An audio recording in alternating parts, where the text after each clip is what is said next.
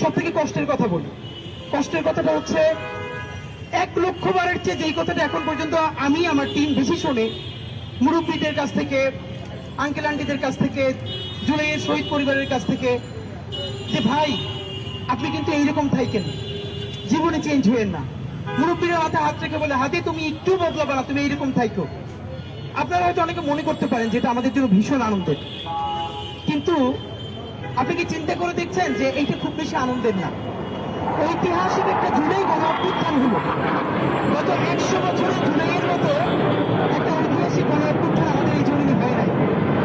আমাদের প্রত্যাশা ছিল এই ঐতিহাসিক গণঅভ্যুত্থানটা যে তরুণদের হাত ধরে হয়েছে, কমপক্ষে 100 তরুণ এদেশে এরকম জায়গায় দাঁড়িয়ে যাবে, বাংলাদেশের 20 কোটি মানুষ চক্ষু বন্ধ করে যেন বলতে পারে যে দেশ উল্টে যেতে পারে, কিয়ামত হয়ে যেতে পারে। এই 100টা ছেলে মেয়ে জীবনে কোনোদিন দেশপ্রেমের প্রশ্নে, স্বাধীনতা সার্বভৌমত্বের প্রশ্নে, ইনসাফ এবং সততার প্রশ্নে কারোর সাথে আপোষ করবে না। ওদের জান যাবে, কোনোদিন জুলাই বিক্রি করবে না। ওরা ওদের শত্রুর সাথেও কোনোদিন জুলুম করবে না। কিন্তু অত্যন্ত আফসোস, সেই জায়গাগুলো নষ্ট হতে হতে হতে হতে আজকে 20 কোটি দেশপ্রেমিক মানুষের সমস্ত চাপ যেন ওসমান হাদি এবং তার টিমের উপরে পড়েছে। আজকে ভাবেন, আজকে যদি আমি 100 ওসমান হাদি থাকতো, তাহলে আমরা 100 জনই 100 ইস্যু নিয়ে কথা বললে জাতির উপর যে ইম্প্যাক্ট তৈরি হতো।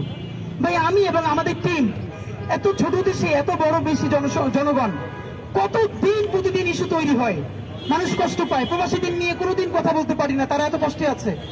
আমরা চাইলেও তো সেই ইস্যুগুলো প্রতিদিন সামনে আনতে পারবো না, আমাদের তো লিমিটেশন আছে।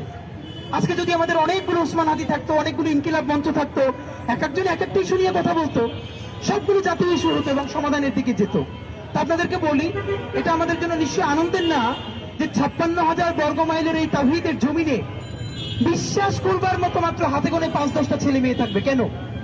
এবার আমাদের লড়াই, আমরা যেন পরবর্তী বাংলাদেশের জন্য যে সাংস্কৃতিক বিপ্লবটা করতে চাই, আপনি বিএনপি করেন, জামাত ইসলামী করেন, এনসিপি করেন, আপনি যেই